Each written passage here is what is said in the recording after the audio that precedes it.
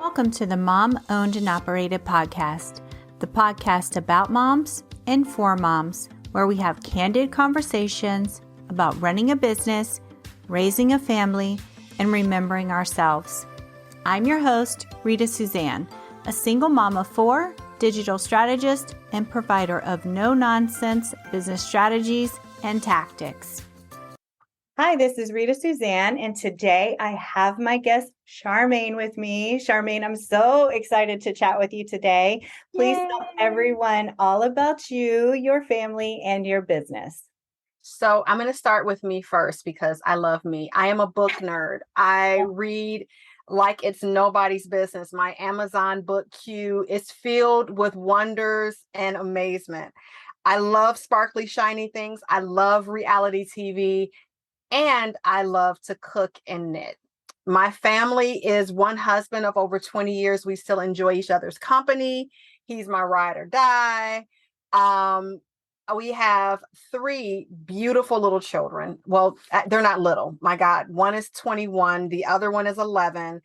And my 14-year-old, although he's not with us in physical form, he is still a part of the family. So we have three people and my life is always busy. Like school just started back up and it was just like the back to school, even though we homeschool, but he still has lots of extracurricular activities. And it's just like, so there's that. And then the exciting part is my business. I get to serve neurodiverse moms. So if your kid's neurodiverse, I'm sure you probably discovered that, my gosh, this sounds a lot like me. I help neurodiverse moms to unpack all of that and to create systems and structure around all of the crazy that's going on in their head to help them to feel more flow and stability in their life. So that is me in a nutshell. Yay. Okay. So first, what is one of your favorite books? Do you read like business stuff or do you go for? I read everything. So I just got done reading The 7 Husbands of Evelyn Hugo. Oh my God, that book is just messy and juicy. It's old Hollywood goodness. It's beautiful. So that's the last messy book I just read. Right now I'm in the house of Gucci. So I have business stuff that I read and I have really ratchet things that I read because the brain needs diversity. Yeah. The business book that I'm in right now, I just got done reading Change Your Paradigm, Change Your Life by Bob Proctor. And I just reread Rich Dad, Poor Dad. Like I go back to that like every couple of years, like as a refresher. So yeah, those are what I'm in right now. I love it. Yeah, I have my favorite books and sometimes I do and I love audiobooks because, driving or running or whatever. But there's certain books that I like to actually physically have in my hand. Yes. So are you the same way? Do you like both? I am the same way. When it comes to my messy books, specifically ones that have multiple pieces of dialogue, I found that audiobook is not the best because it can't keep up and it gets really confusing. Right. So all of my messy books are hard copy, whatever, but a lot of my business books, because I'm going back over them over and over again, I have the physical book and I have it on audio. So, so you can go back and forth. I love that. I go back and forth. I only started with audiobooks because my kids were like, they didn't like me to have an actual book in my hand. And so I started with like reading on my phone. And then once, Audible came out, then we switched over. I loved it. So let's talk about your business. Let's talk about neurodiverse. And I can't speak today, but for those who don't really know what that is, can you explain more in depth on what that means? So neurodiverse brains are brains that see the world differently. We see the sparkly things, things sensory wise might throw us off. I know one of the things that women get told, like, you're being too sensitive. It's like, no, this is just too much for me. Sensory wise, like it's not that I'm being too sensitive. But those brains process life just differently than the norm. And it could either be souped up, or it could be someone that needs just a little bit more time and space. But that's why I always say neurodiverse, because it gives the gambit of those who learn in many different formats and giving them that space. I hope that made sense.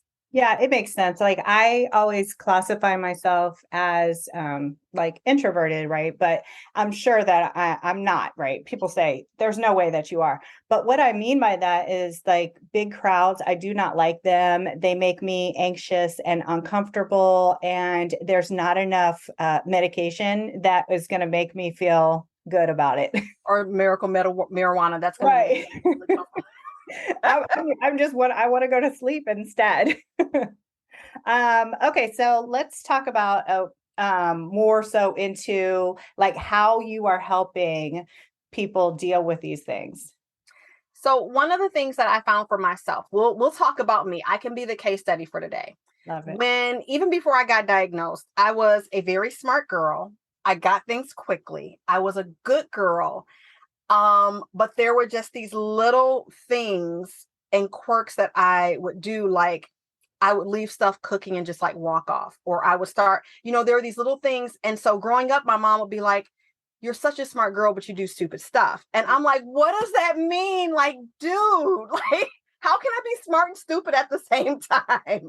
There was a lot of that growing up. And so as you become an adult, it translates, especially with the type of brain that I have. Now I think something is wrong with me. So then it spirals in my entire life. I'm in this incestuous people pleasing mode because I want to be the good, smart girl, but I want to make sure I don't mess anything up.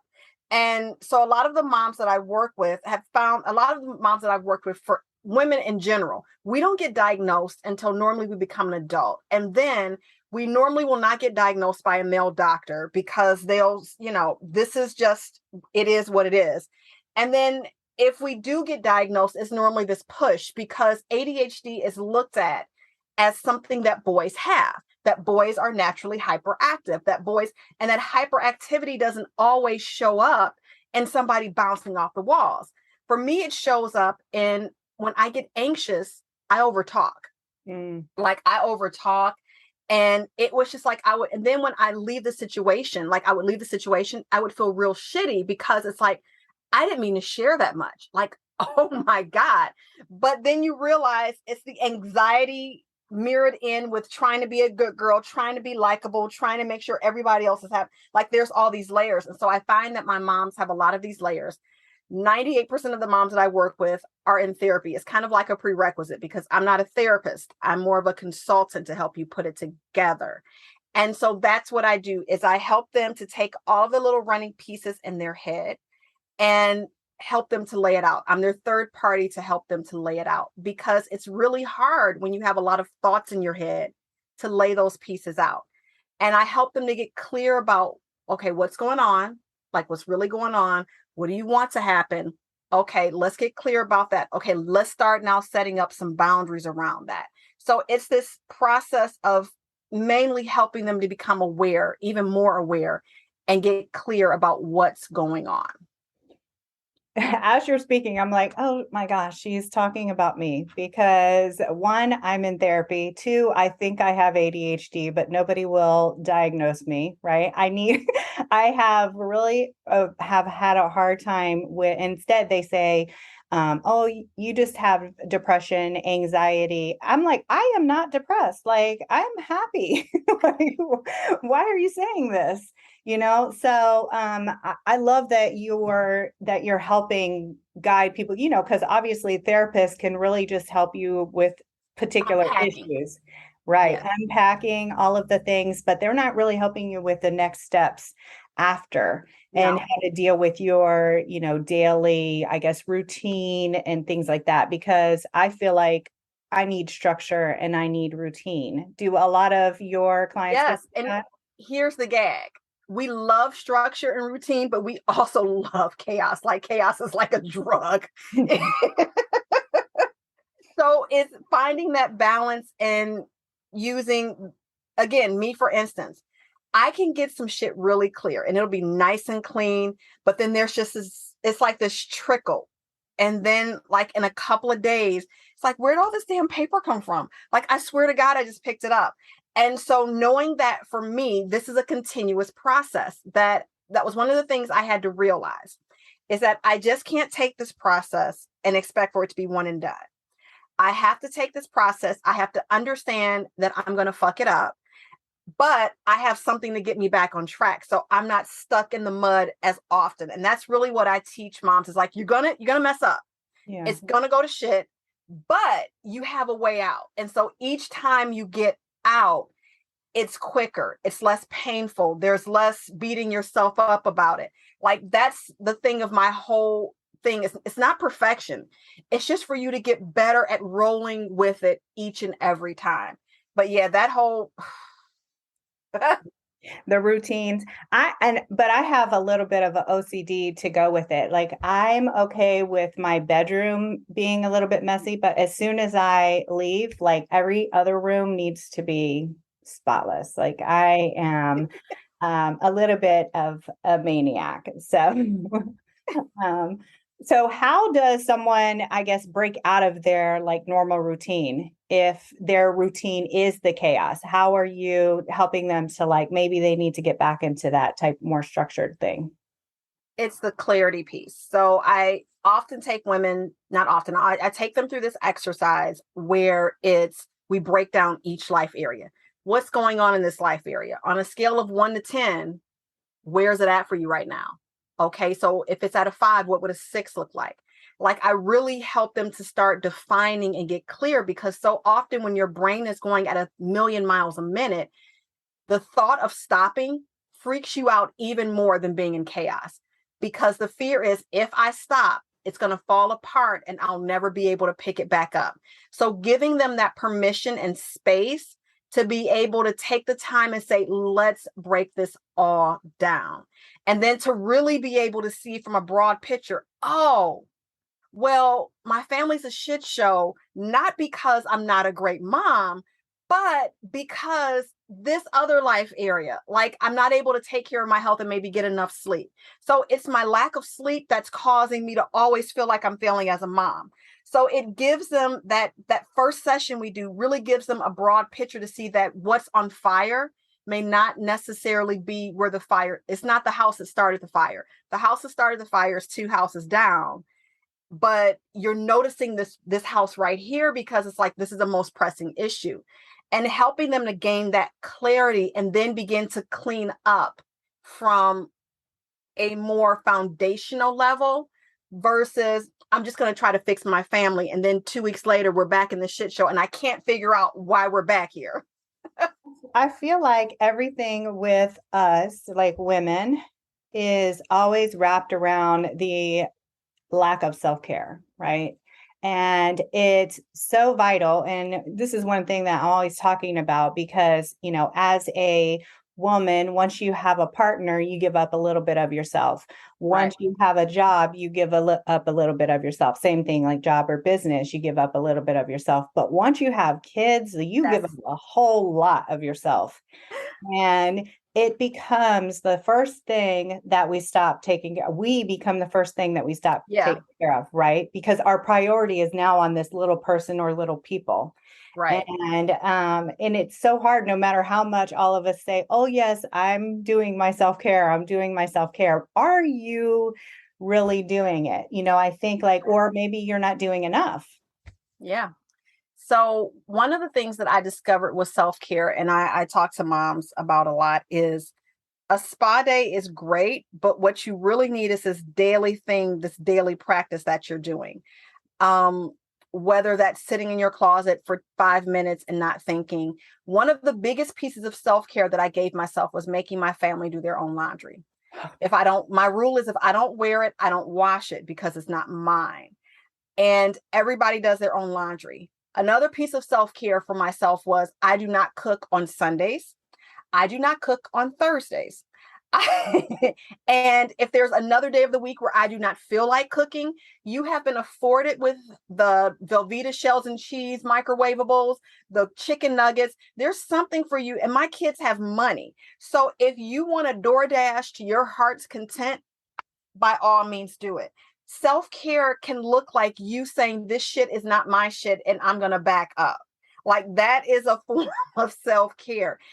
I think we have to stop looking at self-care as this destination and more like a part of the journey. Am I getting my sleep? Do I have boundaries with my kids? I'm still learning boundaries with my kids. Oh my God, those humans are so flippin' cute. And the way they ask questions are just so, that even for me, I have to go fast, no, slow, yes. No, let me check things and get back to you. Because that's one of the things that we as moms do. Our kids ask us something and we kind of feel obligated to help them out. And then before you know it, we have something at 5, something at 5:15, something at 5:30, something at 5:45, something at 6. And before you know it, it's 10. We haven't done anything for ourselves. And so now we're trying to cram in all the shit that we thought we were going to do while it just turns into this cycle. So self-care is moment by moment, day by day, every day, all day. Yeah, I say that too, because sometimes when I talk to people, I interview people, they'll say stuff like, I go and get my nails done. And I say, that's great, but it's not the same because like for me, like I've always say, like I'll lock myself in my bedroom, I'll go for a walk. But sometimes if I go for a walk, my kids want to come with me. So therefore it's becomes no longer self-care. It becomes a talk and walk, like with my kids. But I'm with you on the laundry. I started teaching my kids at 9 years old how to do their own laundry. And I do not cook every day because I just cannot. No. And I don't have the energy or the space. And I feel like you're old enough, like you said, to go down there and make your own stuff and maybe cook something. Like I had to start cooking when I was 10 years old. Right. For everybody, not just for myself. Exactly. I tell my son that all the time. I was a latchkey kid. Your mom is home all the time. Right. Like, right. dude, you've got it so good. Right. Just started making dinners for the family. Like, even though like he'll do nacho night. So it's like, okay, now on Fridays, I don't have to cook all the time because he can make nachos and burgers. I'm like, you got to do something, dude. Like, really. Even over the summer, I took my kids to a cooking class so that they could understand like the basic kitchen stuff. Yes, and it was great while we were in it. But do you think that any of them have even attempted to try to cook anything? Girl, no, you gotta. They were doing it like after the class, we would leave the class and the next day they would cook whatever the thing was. But now it's been over for maybe 4 or 5 weeks and they haven't even attempted to make not one single thing. And so I'm just like, I'm done with y'all. I can't. It's so funny. I don't know about you, but for my husband and I, it was this thing of wanting to be different than like this fight of wanting to be different than your parents. And in that, like I looked at him, I said, oh my God, are we raising entitled snits? Like, because there's so much that we're having to teach our kids how to do for themselves. Because at that age, like he and I are both the oldest in our respective families. So we were cooking, we were making sure siblings had their homework done. Like we were basically parents, at their age. Now I get it was like probably trauma, like, but still it's like, am I failing as a mom? Like I was able to be so much more self-sufficient at 9. I was the oldest too of 5. So I get it. I feel like, I was a second parent as well. And my mom was a single mom. So, of course she had to work. And then I was there to take care of all the other kids. Like for the longest, I didn't even want to be a mom because I was a mom to them, but then as I got older, I was like, okay. And, they teach us so many things and God, don't they? And I think that one thing, like for me, and because I am definitely determined to make sure that my kids don't, are not entitled. So I tell them, especially when they say, oh, it's not fair. And I say, you know what? Life is not fair. My job is to prepare you for the world. And it is not to make it easy for you because nobody else is going to accommodate you in the same Exactly. way. And so I try to give them those little harsh realities and not say, like, sometimes I will say, like, you are so lucky because when I was, I had to do this and this, and I had to walk 6 miles, up a hill, snow to school, like our parents used to tell us. But no, I didn't say that. But, it's like they don't understand how easy that they have it, I So, always tell my son, fear is something you pay to ride the bus. It is not an indicative of life. Trust me, if it was, I would already be sitting on a cool million in a yacht somewhere in Belize, something like that. I don't even know if Belize has yacht water, but it's like, they're nice. right? But if, like, sometimes I always tell them, I said, you don't always get what you want, but you get what you need in that moment to take the growth.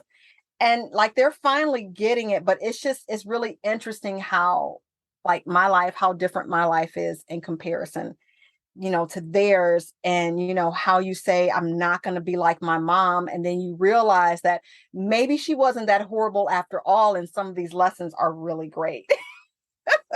That's true. That's true. And I think that for a lot of times I didn't realize how hard it was for her, and Right.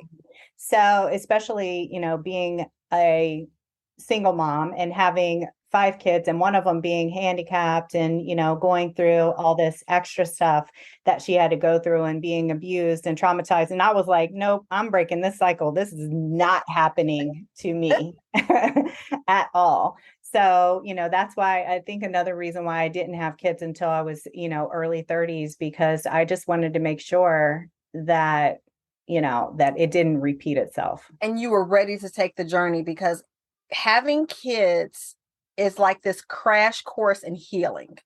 If you look at it right, or not, I want to say right, but if you look at it in that way, it's a crash course to healing, because everything they do is either going to show you where there's still unhealed shit, or it's going to show you where you're not in alignment, because they will mirror that shit back to you like, a piece of glass.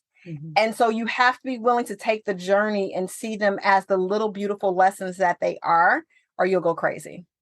It's like for us double, right? Because I also feel like when you have a business that you have to learn, you have to learn about yourself. And if you don't grow and heal from these things, they're going to pull you back down. Yeah. And so I think that having a business and like really putting yourself out there, is just it's hard and it's deep, it's like you have to dig deep within yourself. Sometimes I need therapy just for business.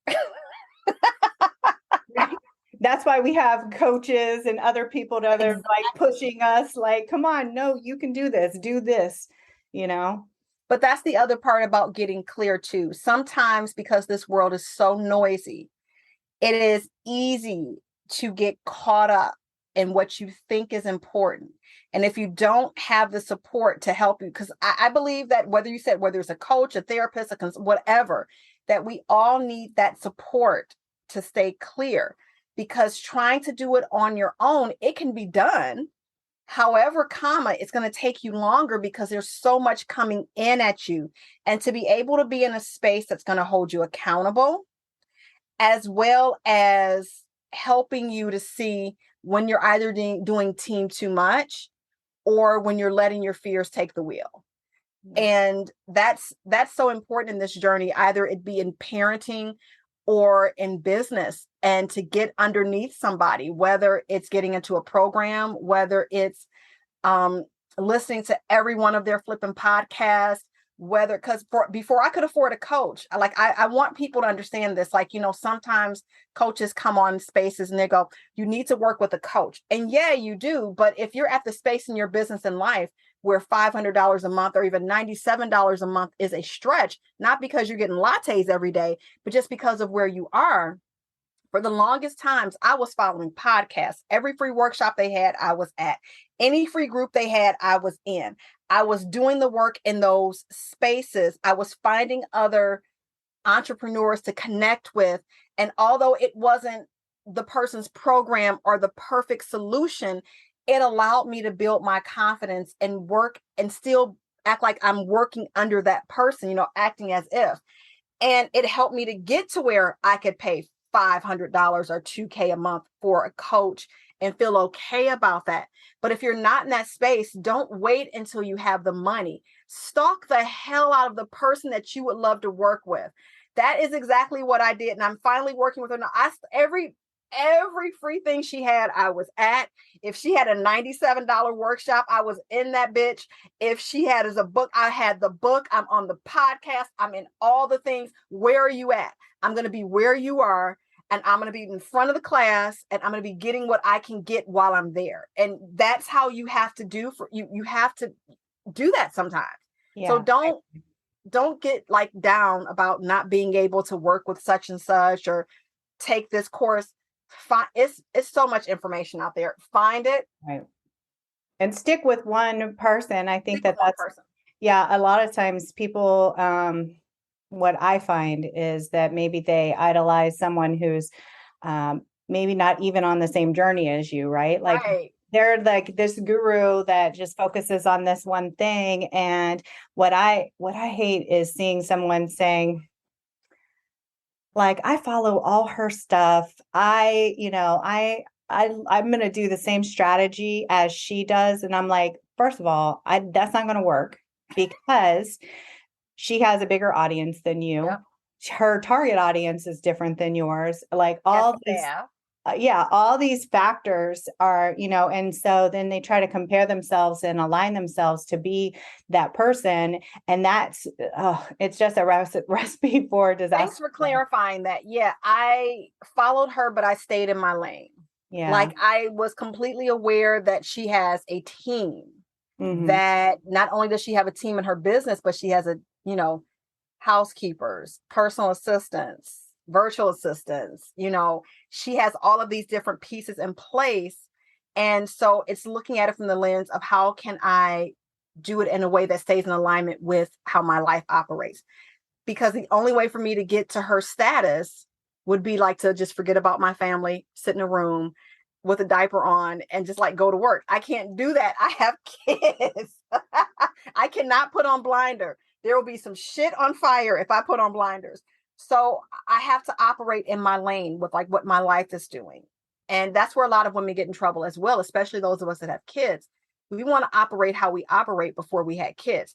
Look at here. If you have anybody under the age of 7, there's a lot of hands-on stuff that you are going to have to do. That's just for real. And you thinking you can work for 2 hours by leaving, unless you have help, that is not realistic. It's going to burn you out. It's going to make you resentful. It is not what you want in your life. You better start working. I used to work in 15-minute sprints. That's why it took me so long to build my business. I had young kids. I had a son that had a disability that required me to be a parent and a caregiver. So I had 15-minute sprints. I built really, really slow. Sure, I could be so much bigger than what I am right now, but I have a family. And that's not saying that I can't do. It just says that I have to operate differently until that family gets in the place where I can work for 2 hours and nobody bothers me. But then it was 15-minute sprints. Yeah. I think that's something that I go over with my clients is like really defining how much time can you actually allot to working, right? Don't set yourself up for failure and say, I'm working and it's like 8 hours, but you can't work for 8 hours straight. Girl, nah. You can't. Not with kids. Even like my youngest is almost 12 and it's still struggle, when they get home and they want to come in and talk to me. And, I already know like for an hour after they get home, like I'm not doing anything. It's not my time. Like, I know. I want to hear how their day went. I want to know what's going on. Exactly. What are you about to do? What, like, do you have homework? All of that, because, that's what we do. We have to be able to do both things. And so we have to, I think, set these times out. And that's something that I didn't used to do before. Me neither. I would hope that they wouldn't come. but they came, and then I would get pissed off that they came, but I knew they were coming. And it's just like this little ball of insanity. Like, they're going to want to talk to you after school. That this, because I also have a 9 to 5. So I know when I get off, my son wants to talk to me. He wants to have these long, beautiful conversations. My husband's going to want to talk to me. My daughter is going to want to talk to me. And so I've had to start carving out time. I can either go with the flow, or I can try to fight the flow. Fighting the flow is painful. Right. It is so painful. And yeah, like said, it's coming. Like, I always have moms tell me, I'm so stressed out around Christmas break. Why? It's coming. Adjust your schedule. You can't do the same thing. Like, every year it comes. Right. Right. Every year it comes. Why are you stressed? Because you keep trying to do stuff that you can't do. Like, change your schedule. It's not that big of a deal. Yeah. And I've started marking off days in my calendar, and, I'm not working between this and this. I'm, and since I've been restructuring my business and really focusing on my goals and my time and all of these and boundaries and enforcing all of the things, I've got myself down to working 6 hours a day. Now, this is a miracle for someone like me who is addicted to working, right? I am, especially when you love what you do, right? It's just like, I can keep doing this. Give me some more. Right. But I had to get it down because, now I have 4 kids, not 2 kids. I'm single, and I realized what I was doing was I'm just here with my kids. Like, I'm just physically here. There's no, and so I started realizing what I was doing was, under the guise of, I started this so that I could be home with my kids. I'm not even I'm not doing anything with them. I'm just here, and they are off, doing their own thing by themselves. And so I started to realize this is not going to work. This is why I have to restructure my business, because, it's like, you're not even in alignment with what you want to do. Yeah, I just got out of a business restructure because I was doing one-on-one clients. And for me, that was not in alignment, because not only am I working, but then I would come home and then, I work at home.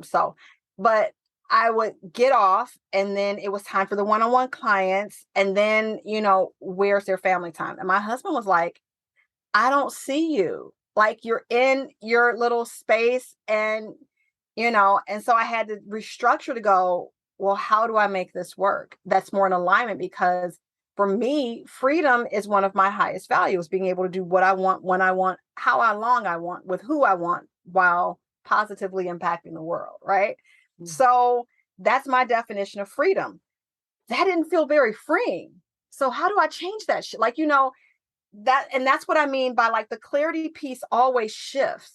It's always, that's why I tell women, this is a journey. Like, how you want to feel this month may not be how you want to feel next month, and be okay with that. It doesn't mean you're wishy-washy. It just means you're growing. Your life is changing. It's okay to not want to do the same thing over and over and over again. It's okay to want that change.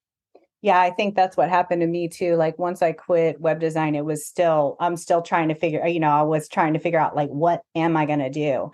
And because I want to do something, but I didn't really know. And so I felt like I was wishy-washy, but I was like, nah, I'm just going to keep pressing on and keep and then just, it's like, okay, now I'm, focusing on business plans and, and not burning out, because what I started to realize was one of the things that a lot of people don't realize. So we talked about earlier, not having a budget and all this other stuff.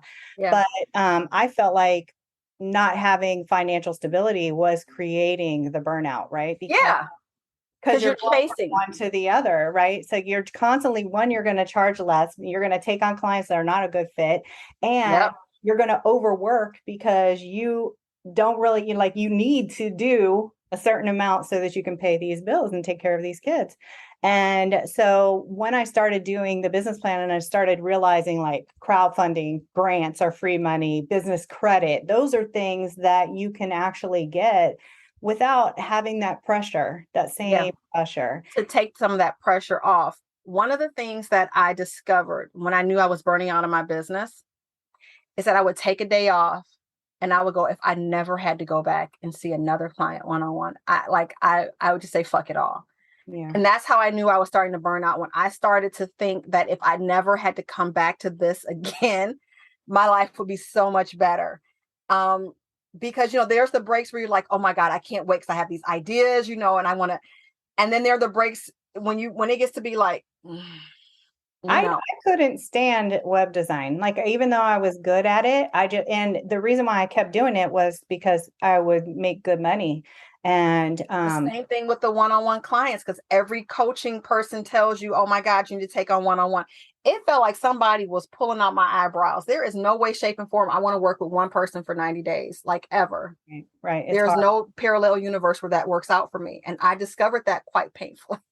Well, I think that a lot of coaches start out with a one-on-one so that they can really get good at what they're doing, right? And then they flip into the group sessions. And I think that group sessions are much better. Oh my God, yeah. They are. I'm running a group now. It's just like it's the one to many. So to me, I spend less energy working with them. Support each other. Right. And they support each other. In the intern, when I'm not there, the boundaries I'm able to set up are so much different. I am here Monday, Wednesdays, Fridays, and half a day on Saturday, right? Mm. That's when you can expect to see me. So now they have this expectation. They know when to bring questions in. They know when I'm going to answer something. I'm not always available. Especially when you have these high ticket VIP clients, sometimes you feel like you always have to be available. And I discovered that's not true. You can set boundaries with that too. But at the time, it was just like, it just felt like so much. Yeah. So I think that's, we could go, I feel like we could go on and on and on about all of this. Yes. But let's talk about a little bit of self-care. Besides locking yourself in your closet, what are you doing for yourself? So for me, I have a morning routine that saves my life. It literally saves my life, because my last burnout, not bragging, but just saying how important having a consistent morning routine is. I really didn't notice how burned out I was until it had gotten really bad, because I had this time in the morning where I was able to breathe. I'm like, oh my God, this entire, it had been building. Anywho, my morning routine is heaven. I started out doing 15 minutes of a movement, 15 minutes of quiet meditation time, and 15 minutes of journaling. I have now graduated to where my morning routine is 2 hours, and that's because my kids are older. So that's every day. In between work, I have what's called transition spaces, and not every day, but more days than not, when I'm done doing one thing, like when I'm done talking to you, I'm going to do something completely mindless for about 30, 45 minutes. I take these breaks in between things that I'm doing to give my brain a chance to reset. I've learned that it takes the human brain about 15 to 20 minutes to actually switch to the next task. We think we're multitasking, but we're really not. So that's my other piece of self-care. Like I said earlier, my kids cleaning the kitchen is a form of self-care. I don't clean the kitchen. My husband picking up duties for me is a form of self-care. I don't live here by myself. So I'm not going to be the only person cleaning bathrooms. I'm not going to be the only person picking up groceries, because I'm sure as hell not the only person eating. So delegating duties to my family for me is a form of self-care, because I can sit here and look at my toes for 45 minutes while you run to Kroger's and pick up the food. Mm-hmm. So to me, self-care is not I don't necessarily I go to a float tank once a month. I get massages once a quarter. I do that stuff. But to me, that's body maintenance. And that's not necessarily self-care. For me, self-care is an everyday moving, breathing, living act. And it's the things that I do in my day that give me more freedom, more space, more joy, and allow me to do me throughout the day. So that's self-care for me. I'm not telling you not to go to the spa. I'm not telling you not to go have drinks with your girlfriends, because everybody needs a margarita day. But for me, self-care is just the things that I either do or don't do that add spaciousness to my life. Yeah, I love that because my kids do all the chores in my house and they rotate. If somebody is on punishment, their punishment is basically you're taking everybody's chores. Oh Okay. my God. And you're losing your device, your phone, We basically. are so soul sisters on that. Like you're a team. So if somebody on the team fucks up, Right, that means it falls. So right. now as a team person, you have the responsibility to kind of make sure that everybody on your team is talking. And yeah. Yeah. And then the other thing, I mean, I make sure that my kids are, doing all that, but I'm with you. So one thing that I do, like after calls or after like a heavy day, and I feel like, okay, I need a break, I literally will just go lay in my bed. I'll turn everything off and close my eyes. I'm not Yes. taking a nap. I'm just laying there and recharging, and I might get back up and, and do something, but I don't want to look at my screen anymore. I don't want to talk to anybody. I just need to recoup. And so that's something that I do. And everybody's like, why do you spend so much time in your bed? Because I love my bed. It's so comfortable. I spent a lot of money and time picking out this mattress. Look, it's comfortable. Yeah. And if I go sit on the couch, it's funny because my kids will all stay in their rooms. But if I'm downstairs, they all Oh, here they come. Yeah. It's like a flock of birds. Oh, look, mama bird downstairs. Hey. They heard me open the door and then here they come running out their room. Oh, this. And I'm like, okay, like, but sometimes, like you mentioned, it's frustrating. So It is one of the things I had to realize in being neurodiverse that sometimes my kids are sensory overload for me. yeah. And it's not that I don't love you. It's like my son now gets when I go, I cannot right now. I am on sensory overload. I need space. And so I've taught my kids that early is that if I say I need space, that means that normally it means I'm like two more questions from like yelling, screaming, or, so they get that. And a lot of the times as moms, we don't tell our kids how we're feeling like we think we're supposed to feel perfect. Tell them how you're feeling. Kids have so much flipping empathy. Like if you have a mate, tell them how you're feeling. Because sometimes we feel like we have to keep up this veneer of having all of our shit together. And then when we flip out, our family's like, oh my gosh, I don't understand. I'm so confused.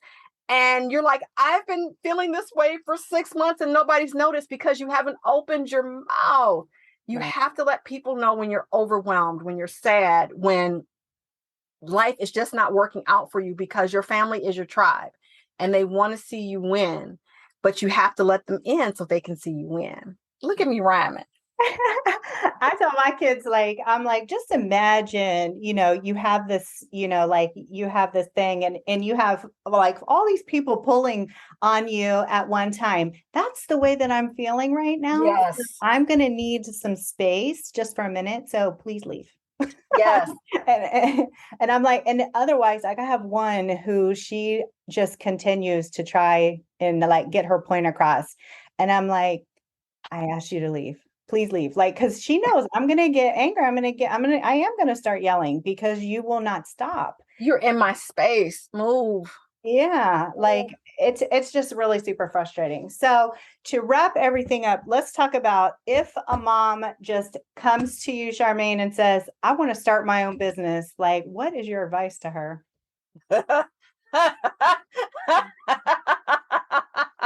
You Run crazy fast. woman. No. Man, I don't think this is a clean answer, right? Yeah. Because entrepreneurship, like we said before, is like parenting. I can give you a baseline of what worked for me, but until you get in it and you start changing diapers and you find out you got to bathe the baby every flipping day or it's going to get diaper rash, it's an experience. So the first thing I will say is just definitely get as clear as you can. Trust me, as you do your business, like as you've heard me and Rita say, we started out doing one thing and then it's like, and your business goes through that. As you become more clear, as you try things out, as you do some things that aren't in alignment with how you say you want to live, it begins to work itself out.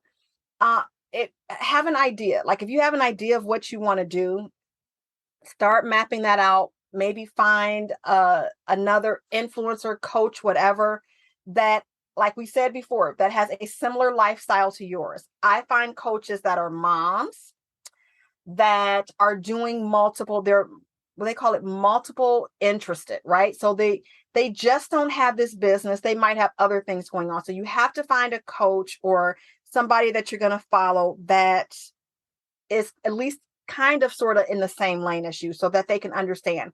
Because I have worked with coaches before, AKA men, who don't understand what it's like to be a mom and to have all this stuff. And they're like, just put on blinders. It's like, dude, if you tell me to put on blinders one more time, I'm going to punch your eyes out. So you have to find your tribe early. I would say that. Find your tribe early. And that's still trial. Like everything is still trial and error. Like there's not one. All right, like there's not a template, right? Because there's not a template to this. Right. Like, and I don't try like to it when tell people people, try to make it like, into the box me first do in. this, then Yeah. do this, then do that. No, it's not. You just got to get in there and get your hands dirty. And then as you begin to take action, the way will become clear. And the more action you take, the clearer the way will become. That is your first step, to take action. If you have a business idea, take action. That is your first step. Just start doing something. Do something. Right. Because then you're going to get some feedback and you're going to be able to see whether you should go this way or maybe, pivot and go this way and that way. And I completely get you on, like, cause I say, nobody understands a mom like a mom. Right. So, Right. I don't understand the mentality of like hustle mentality, right? It's not for us because we cannot live like that. And so for a man Not sanely. who probably has a wife who's taking care of the home and the children and all of the things, for him to give me advice is not applicable to me.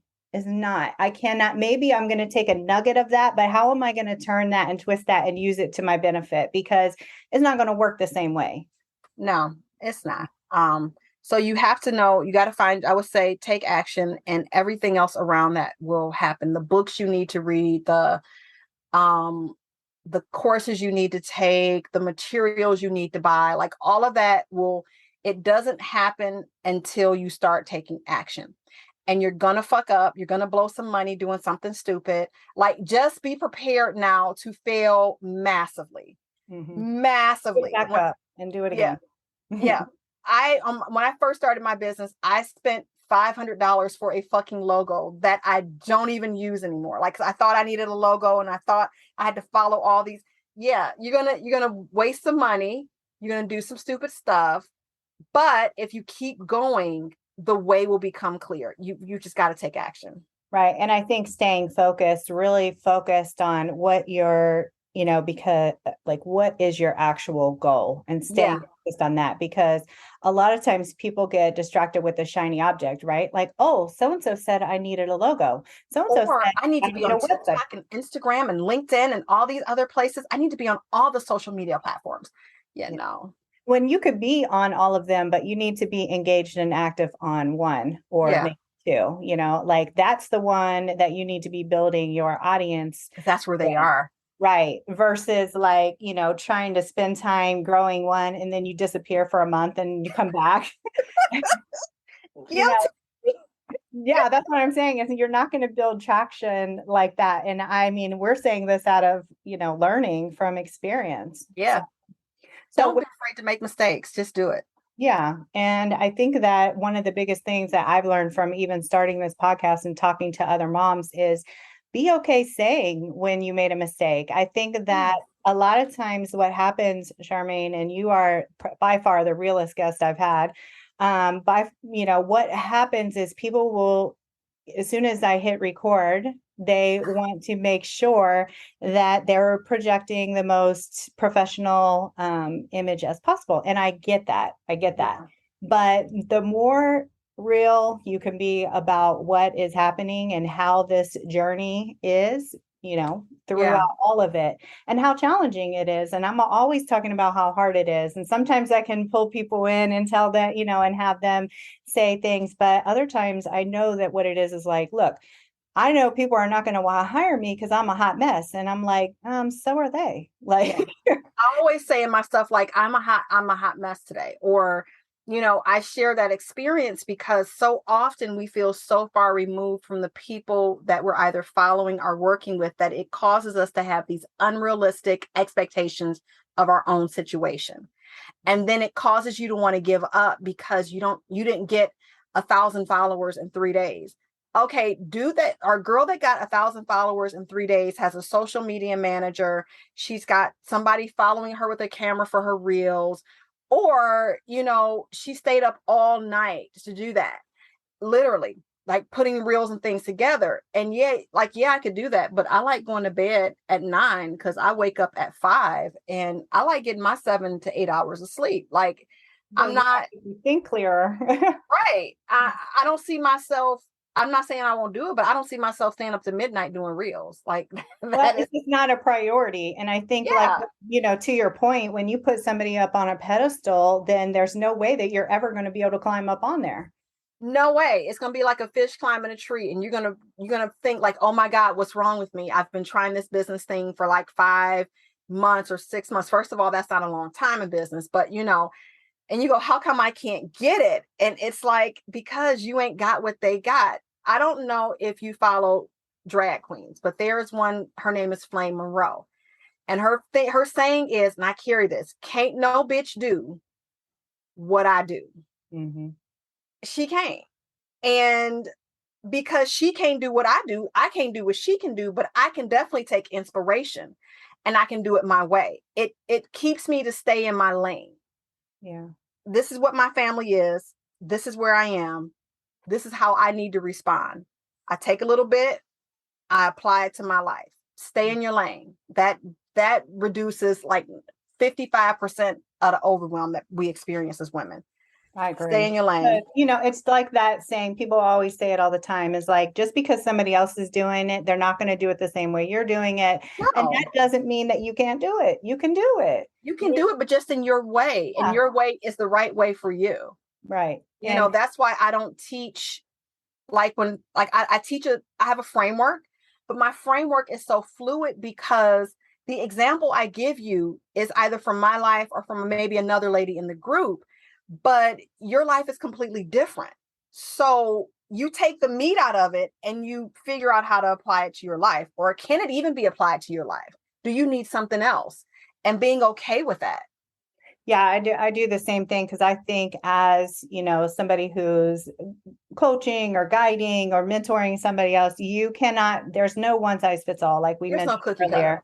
And especially in something like this, I feel like all coaching should be customized, because I know people who've hired coaches, and at the end of the program, the coach doesn't even know what they do, right? Because they have been teaching them this, oh, this is what you need to do. You need to go post on here. You need to do this. You need to do that, and telling you like, this is the roadmap to get you to where you're going to go. And not necessarily, because my roadmap is probably going to lead me down in 15 different side streets.